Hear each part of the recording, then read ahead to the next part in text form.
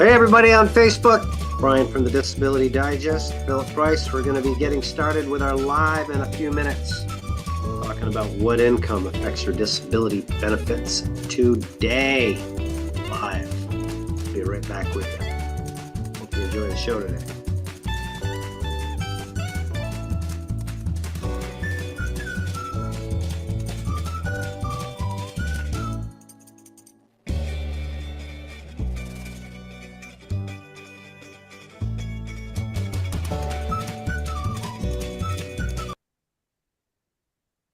Okay, welcome everybody. I'm just getting ready to get going here. I've got a lot of buttons to push to get this show going. Hopefully I get them all right. But Brian Terrian here from the Disability Digest with Mr. Philip Price. Good to be with you. Good morning, today, everybody. Philip. Glad to be here. Welcome to our live event. Today, we're going to talk about what's up on the screen. Unless you're in Facebook, you cannot see the screen. You can only see Philip and I. Philip, did you get my invite to come on in? I got it. Am I in? I don't see you there yet. Maybe you're stuck in traffic. Hold on, let me go back. Yes, so if you are new here or not, welcome back, or welcome if you're new. These live events we do most weeks. And our objective is to give you an idea or a topic like current event, what's going on, with the effort to help you get your disability benefits approved, keep them, maximize them. Those are the three things that we do here. So we hope you find value in this. We work really hard to do this so that we can become your trusted source of disability information. All right. So for today's event, we are going to take some questions from you. So especially if you have income related questions, like you're thinking of working, you've got an idea for a side hustle, or maybe you've got one going on, you want to know how it's going to affect your benefits. Love to hear from you on that. So you'll be able to call in a little later in the program. And if we don't get you when you call in, you could submit your question in chat. So Philip is going to monitor the Facebook group and I'll monitor the YouTube questions. One other thing before we get started, this is being broadcast on Facebook, on our Facebook page and other places that are out there. So Philip is here today because Philip runs arguably one of the largest, fastest growing Facebook groups out there that advocates for individuals that are either trying to get their benefits or already have their benefits. And so we've teamed up because the group that Philip has provides amazing support. You can connect with others that are in similar situations. You can ask questions, get answers, etc. But the reason why we're working together is the group doesn't provide the practical how-to at the Disability Digest.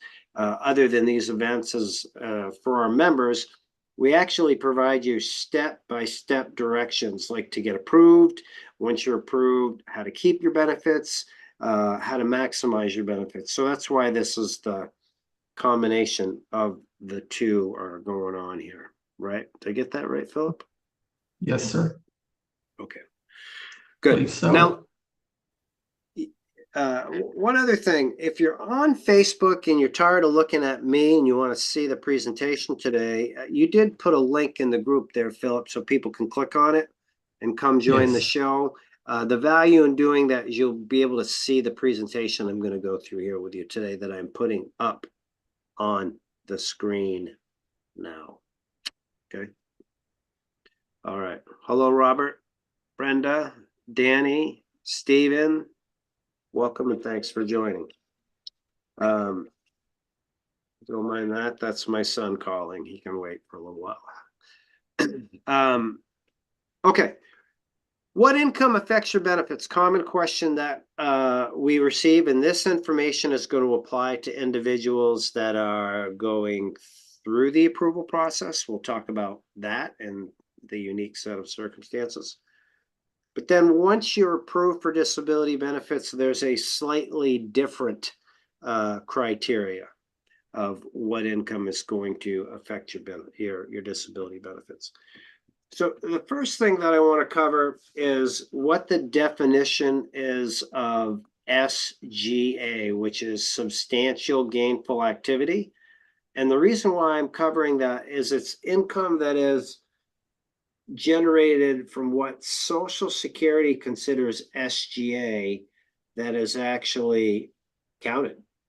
If it's not SGA income, it's likely not counted. So some income counts, some income doesn't count.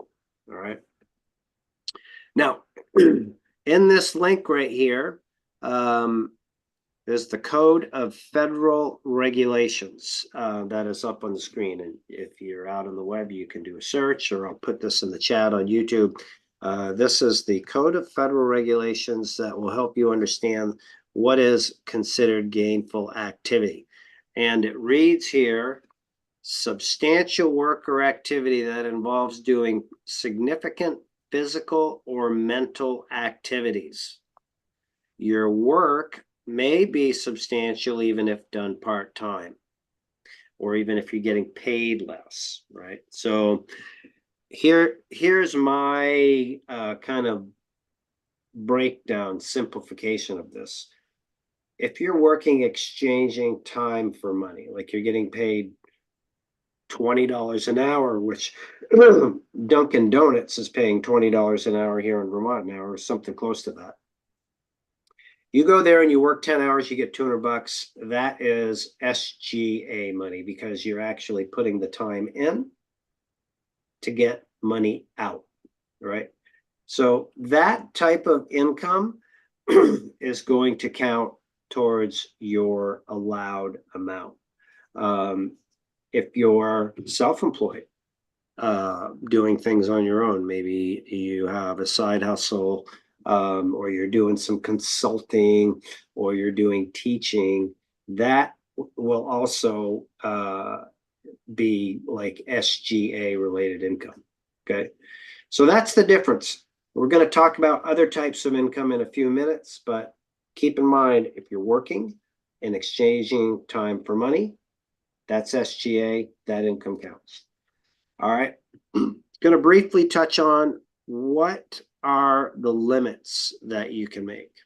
And I will put this link also in the chat. You can go look at it ideally after the show, so you stay tuned for the show and don't miss all this wonderful information.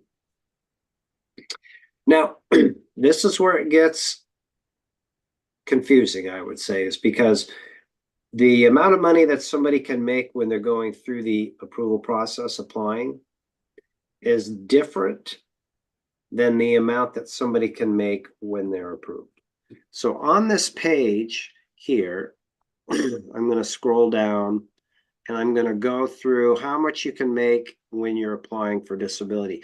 And this has really messed some people up, because they might call Social Security and say, well, how much money can I make?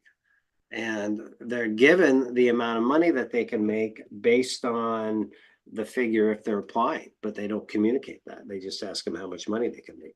And then they go and they make too much money and they get in trouble because they're already approved. So just so you know, this is for those that are going through the approval process. And in this link down here, if you're visually impaired, it's more than if you're not visually impaired. So it's $1,550 for all of those that are regular sighted and have limitations such as a bad back or autoimmune condition. It's $1,550 a month. Okay. Doesn't mean you can get approved if you're earning that much. Oh, there you are, Philip. It means that you can apply. It's just two different things. I'm not going to get into the nitty-gritty on that, just going through the regulations today. Okay, so now, if you're approved for your disability benefits, it's a different regulation. Of course it is, to make things a little bit more confusing. And on this chart, it says, I want to just explain my logic here.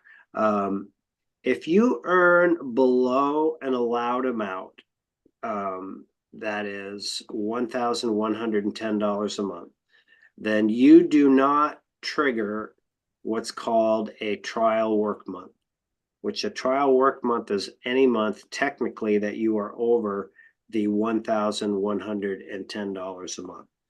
So this is the historical on the figure. You'll see 2024 is $1,110 a month. So again, this is for those of you that are approved. And with the trial work process, if you exceed the allowed amount of $1,110 a month, every month that you do so, you start using a trial work month, and you have 9 of those over 60 months or 5 years, right? So when you hear me say the safe route is stay below the $1,110 a month, ideally 20% below, so you're not pushing the limit, then that's how much money you can make. So I'm going to just recap here. What income affects your benefits? If you're working, exchanging your time for money, whether you're self-employed or working for somebody, it's that work. And then you have to line that up with the regulation. Now, if you're self-employed, you have the ability to, write off your expenses. So you have more flexibility there. Okay. The Ticket to Work program is a whole other process where you actually go in with a ticket to work provider. Your goal and your objective is to go back to work on a full-time basis. And that's a whole other topic that we've covered. You can just check out Ticket to Work on our YouTube channel, or if you're a member here, ask support. And if that's something of interest to you, then we can get you more information on that. Okay. Okay. Still with me so far, Philip? I have one last segment. I'm here. So there's different types of income. There's earned income that I talked about with the SGA. And then there's unearned income. Unearned income doesn't count. So we talked about the wages, self-employment, that unearned income is investments. You have investments that are generating income. That doesn't count. It doesn't count towards your allowed amount. If you have rental income, like you own, a commercial or a residential property, or you're doing Airbnb, that income doesn't count. Okay. So understand, if you are like people that work in the insurance industry, the residuals from those insurance policies, in many situations, those don't count as countable income. So understanding your income, and I would take your income, if you have something that's like in the gray area and you're not sure what it is, then get some advice from a tax professional. Say, like, how does the IRS categorize this income? Like, how did I get the income? And what is the tax category? Because it's the tax category associated with that's going to constitute whether it is earned income or unearned income. Okay. So now all of this is for disability recipients. When you reach full retirement age, this all goes away and you're subject to their, to the next phase. And it's not going to affect your benefits in the same way. Okay. So some of the common questions: can I work part-time and receive my benefits? Yes. Highly recommended. Not only for the money, but working part-time, Philip, right? Doing something, getting engaged. Stay engaged. Don't sit around. Yeah. Use it or lose it. Yeah. Yes, that's it. That's it. How does Social Security review my income? That's a common question, and I really don't know the exact answer to it, but I'm going to answer it this way. They have access to all your earnings records. So if you're earning and you're filing taxes, or you're getting a W-2, then they're going to be able to see that. So it's your responsibility, based on your award letter, to tell them that you're working. And even if you don't know how much money you're going to make, just say, I'm going to be doing some work. I'm going to try to work a day or two a week and maybe make $150 a week. And now that's below the limit. And maybe you do, maybe you don't. And then based on their response, then you want to make sure that you follow the protocol. But keep all your pay stubs, document everything, so that if something happens, you've got the proof. And I'm sharing with you the regulation. If this is something that's happened to you, then let's say you've been earning $500 a month and they say you've been earning too much. You say, well, no, I haven't. Here's the law, right? With self-employment, there's your traditional write-offs that you can have, like phone and computer, but there's also specific write-offs for those that have conditions, limitations, right? So even there's people with service animals that are an expense that you can write off. So make sure that you follow our other work that we've done on the workplace impairment expenses that you can pick up on, and you make sure that you're taking advantage of all those, because that could bring your amount down. Let's say that you're earning $1,200 a month on average, and your side hustles being self-employed, but you've got $300 in expenses. It's going to bring that down to like a net of 900, and that's what's looked at. You can receive gifts, you can invest, and that doesn't affect your Social Security disability benefits. Okay, so what I am going to do now is, Philip, let's take like 2, maybe 3 questions that you have, and then I'm going to open up the phone lines. I'll put the number up in a few minutes, and you can call in. I'll take some calls. Those that I don't get to, we'll do another chunk of answering the questions that have been submitted on the YouTube chat. All right. Okay. First one Okay. I've got here is a member from the Facebook group that asked a question this week. She's helping her mother apply for disability, and it's a compassionate allowance case. And the specific diagnosis is Carney complex, which is not on the compassionate allowance list. And she's wondering if there's anybody that could help, or if we know of anyone that would be able to add that to the list, which the answer is no. That's something that has to be done through all the proper channels at Social Security Administration. I'm assuming it had to be brought up through Congress and your representative in your area to help try to get it applied to that. If you can just elaborate on compassionate allowance listings and how to file and what's. So there is a specific list, and they are designed to quickly identify conditions. So if that condition is listed on the application, the intent is to give heightened awareness to that. So that is the intent of compassionate allowance, and there's a lot of them.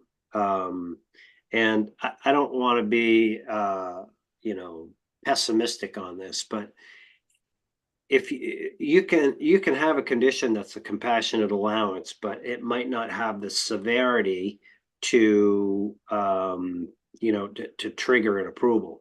So in my experience of 18 years of doing this and thousands of people, is it really, whether you do or whether you don't have a compassionate allowance, you've got to get the fundamentals of the approval process in place that we preach here, which is conditions treated by a doctor, and there's limitations that prevent an individual from doing any work, like sitting, standing, bending, stooping, all of that, sleeping. And those limitations are able to be understood in the medical evidence. Those are the criteria. Yeah. Yeah. All right. Another one here is, do you request medical records from hospitals and doctors and send copies to SSDI office, or does SSDI request medical records from the hospitals? This is a good question. You can do both. This is my experience with those that we partner with as their representative, and what has worked best for us. I'm going to start with the worst part of this first. There was a time when we would request the medical records and put them into the case file for the member. Do that up front for initial applications. But what we were finding is the communication to Social Security, I didn't get the records. They didn't load all the records. They loaded duplicate records. They weren't loaded right. They were loaded with the wrong. There was just a whole bunch of challenges. So when you start the disability approval process, whether you do it on your own or you have a representative, you communicate all of your doctors, their names, their addresses, and all of that, and the treatment dates. And it's Social Security's responsibility to request those medical records direct from your provider. Now, we've found that to be best because it's an electronic request. That request comes right back to Social Security. It eliminates it reduces the duplication. And the only major problem that you're faced with then is that your doctor did not respond to Social Security. So it puts the accountability on it. But if you're working with a representative, or you can do this on your own by contacting your case manager, you can communicate to see and understand like which medical records are back. So my preference, based on my experience, long answer to a question, is let Social Security do it, monitor the process, make sure they do it right, and step in if they don't. Sticking to it. All right, one more here. Says, I am finally ready and brave enough to start the process of applying. I'm wondering if I should really consider hiring a disability lawyer or not. Yeah, the $1,000,000 question. This is my take. My position is I don't know enough about your situation and your capabilities, but my belief is that to allow you to reach a decision here at the Disability Digest, when you join us as a member, which there's no charge for, you get access to a disability approval course if you are going through the approval process. So you join us as a member, no charge, you fill out your profile, and it directs you to a course. In this course, you get information that is step by step, like what you actually need to do to go through and get approved. And it's put together with these industry experts. Jonathan Ginsburg, Carl Osterhow, these are attorneys, ex-Social Security employee Barbara Mountain, legendary Social Security disability attorney James Mitchell Brown, lots of info from our members. So you learn like what you need to prove, how to fill out the forms, what you need for medical evidence, what you need to do in an exam. And if you take the time to go through and understand that, and then you're like, oh, well, maybe I can do that. Maybe I can't do that. Oftentimes people make a decision of hiring a disability representative because they don't know what to do. So again, I don't know. We advocate that you, of course, come here, get into the course, understand the course. We'll evaluate your case for you and even let you know if you've got a shot at getting approved. And if you do, great. Perhaps there's an option to partner with us as your representative if we have openings on that particular month, because we only work with a limited amount of people. And we might tell you that you don't have a case, and we might say, listen, here's a few things that you could or should do to improve it so that you can get approved. So I hope you find value in that. And even if you are going to hire a representative or you already have hired one, using the disability approval course to hold the representative accountable for what they should be doing, what you're actually paying them to do, in my opinion, is time well spent to understand the process. And it doesn't take long. Oh, at initial application, you should be submitting this. Oh, I'm going for a medical exam. What are your steps? Here's the steps that I have that I need to do. Okay. All right. That was a good one, Philip. Well, that was it. If you want to take some pause or Yeah, okay. you've So got folks, some what I'm going to questions do on is that I'm going end. to open up the phone lines here. Yep. Sorry to interrupt you, Philip. I got so excited because I'm going to talk to some people, or we are. And I'm going to put the phone number up on the screen. I'll read it out. It's first come, first serve. See if we can talk to 2 or 3 people here. Now you can call in with a situation with your disability benefits. You can call in with good news. 2 to 3 minutes per call. And the number to dial is on the screen for those of you in Facebook. It's 844-717-2454. 844-717-2454. I don't feel like I said that right the first time. Anyway, that's the number. Yeah, give us a call, see how we can help. All right, well, we have that going on. Let's see if there's any other points to cover. Okay, I'm getting Social Security disability, and for 5 years, I started working part-time. Family friend, I lost my Social Security, went over the SGA. Oh gosh. It says you went over by $123. I mean, that should be easy to get like rectified, especially now with the new regulation with Martin O'Malley, the commissioner, is they're going to make you repay your total amount, but no more than 10% of your current check. So if you haven't appealed that one, I would definitely do that. Let's see what else we have here. I'm on a compassionate allowance and I want to work again. It's very hard to get any answers on how to go about it. I'm going to get back to that one. We've got a call coming in. This is Brian. Thanks for calling. How can I help you? Yes, good afternoon, Brian. My name is April. I'm new to your YouTube channel, but I've been watching for a while because I received SSI and disability, and I've been trying to get a clear understanding of how to maximize my benefits. Mm-hmm. When I call to the different agencies, Social Security office, because I've lived between North Carolina and Florida, Mm-hmm. so actually 4 different states, I get different answers and responses. And I try to give direct questions, but nobody can never tell me anything other than the Ticket to Work program or don't make over $2,000. Oh, you've got some interesting info. Philip, can you hear April? Yes. Okay. All right. So you want to maximize your benefits. You want to like ask Yes, me one of the questions that you asked them, or would you like me to ask you a few questions to see where we can go with this?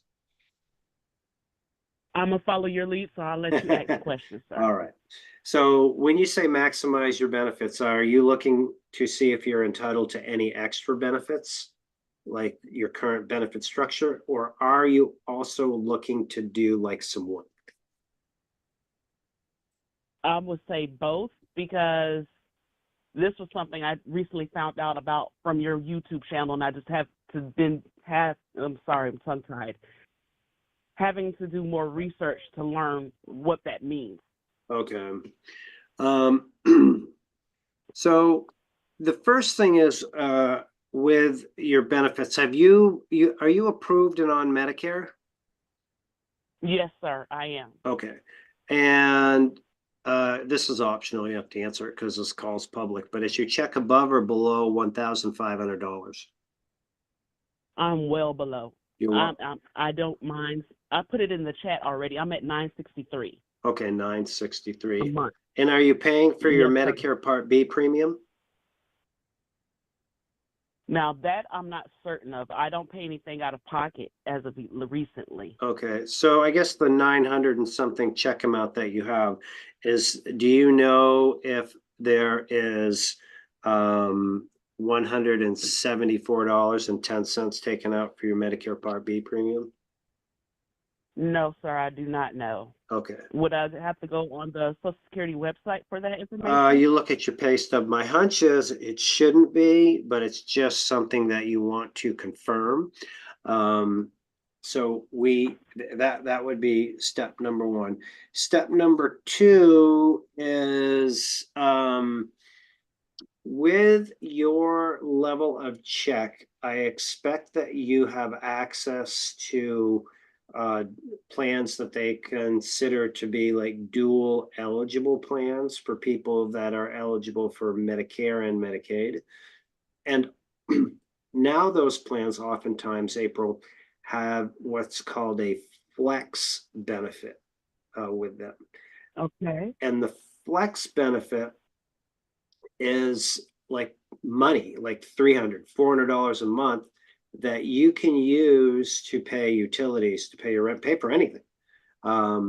So that would be like getting a complete benefit review, finding out what you're paying for, like what your plan and your coverage is now.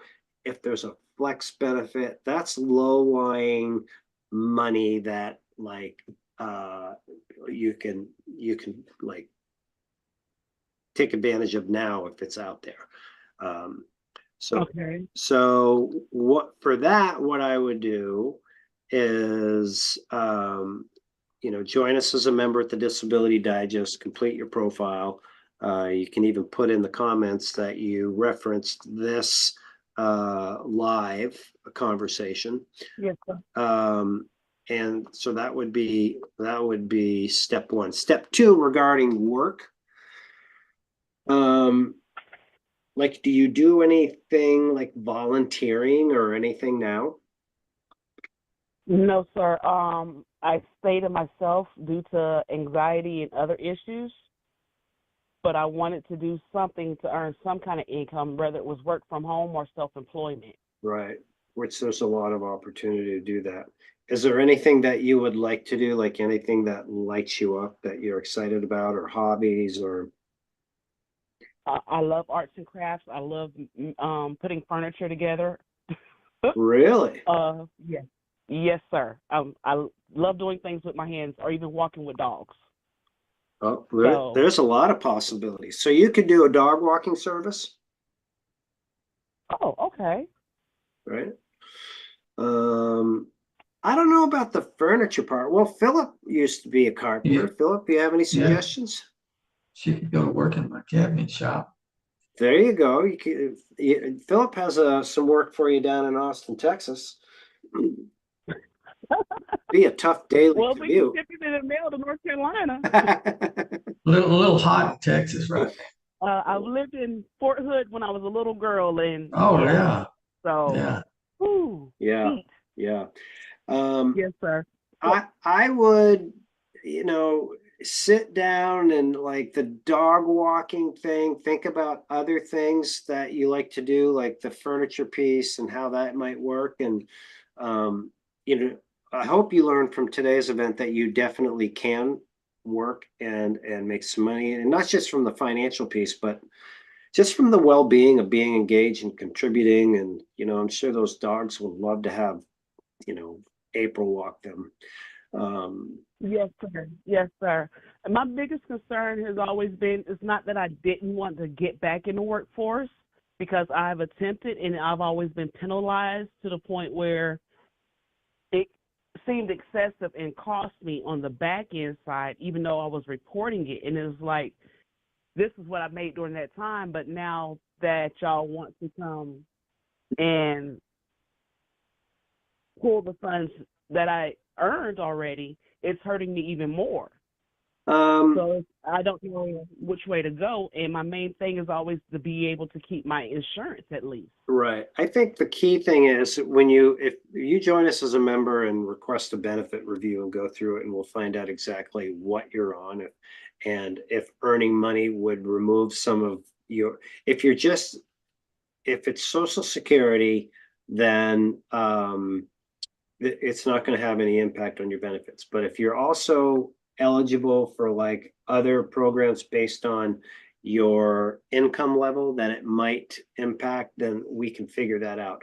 And maybe there's something that you can do about it. Like there's accounts called the ABLE account that are people are eligible for, that you can earn money. It goes into your ABLE account. It doesn't impact any benefits, SSI or SSDI. So it's just more of a learning curve that you need to do, for sure. Right. Or you could get paid cash, but you didn't hear that from me.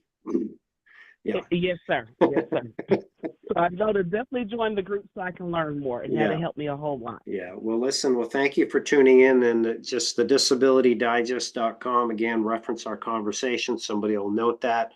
You'll have access to a phone number once you join us as a member, and somebody can, help you out. Okay. Yes, sir. Thank you. All right, April. You be well. Enjoy your day. Thanks for calling. You too. Bye-bye. Bye. Okay, that was it from April. Now I was addressing a question before the next caller can call in 844-717-2454. I am going to go back to, I've drawn a blank. I started a question and I lost my train of thought. I forgot to. We need Jam here to keep us in line. Yeah. Jim, where are you? Printed out all my doctor's tests, copied x-rays, and sent all of this to SSA myself, certified mail. All right, that was good, but not necessary in my opinion. Somebody here says, yes, hire a lawyer. I want to apply, but quit my job first. Yeah, okay, this is an interesting one. Applying for disability benefits when working, we touched on that today. I mean, if you're working and earning over the $1,550 amount, then you just simply are not eligible to apply. But if you're below that and working, then that falls right into what we discussed earlier, that you can apply, but it's not, getting approved and working is a whole other thing for sure. How to obtain a case manager. Okay, so when you apply for your Social Security disability benefits, your case is assigned to a case manager. That's the normal workflow. And it's not a team, it's usually one individual. So oftentimes you will get contacted by that case manager, or you can, if you haven't been, you can call and find out.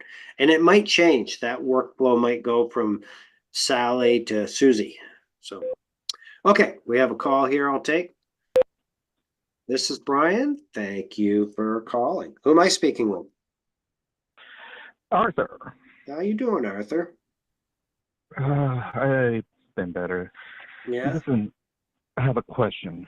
Hope I have an got answer. a letter from I already filed for Social Security disability benefits, and they sent me a letter. They're saying they want to get in touch with me, and they gave me a number, and they gave me an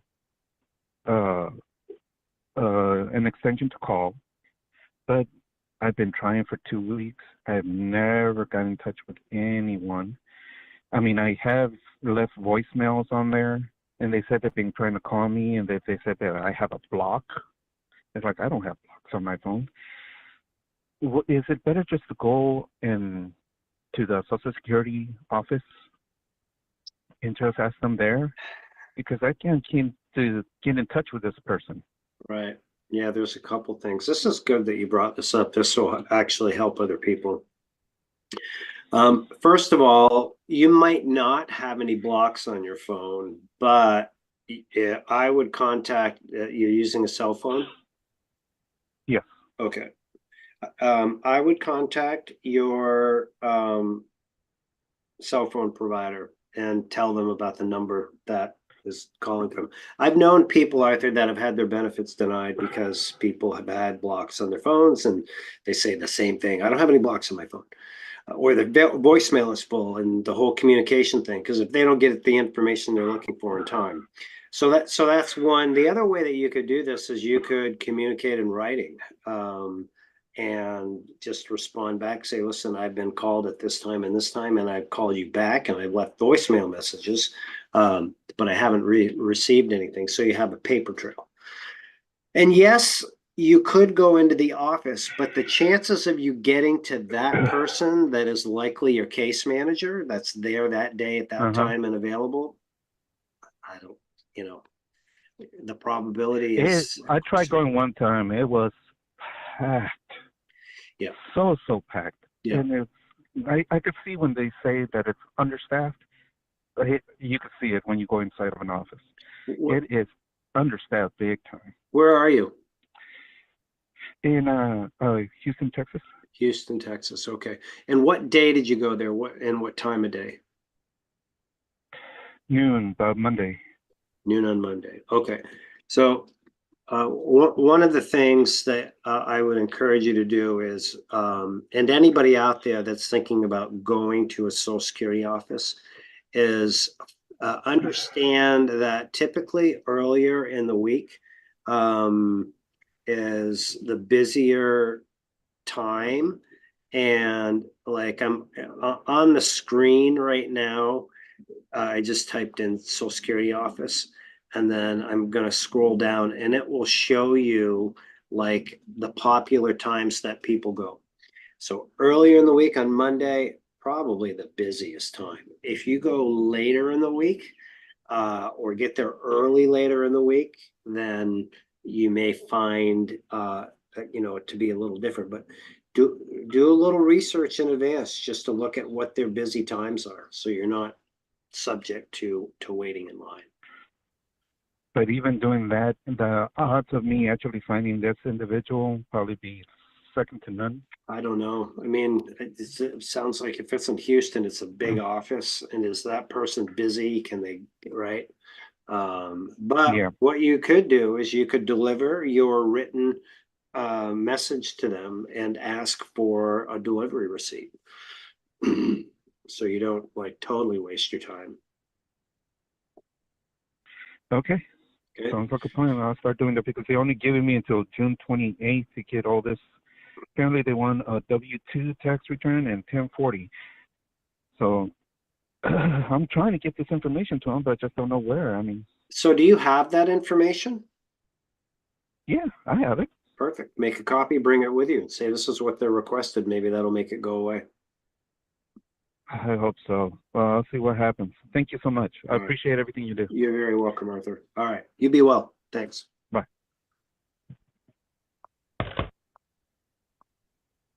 Okay. I'll take one more caller. If there is anybody else that has a situation, comment, good story, or even a great joke for today would be awesome. 844-717-2454.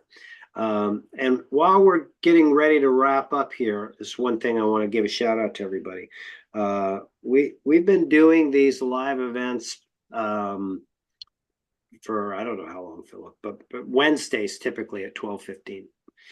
But we're going to change the time, still be on Wednesday, but we're going to move it out to later in the day. We believe that will be more appealing to individuals. So it'll be 3:15 Eastern. Did I say Eastern? 3:15 Eastern on Wednesday. Eastern time. Yeah. So that's the plan.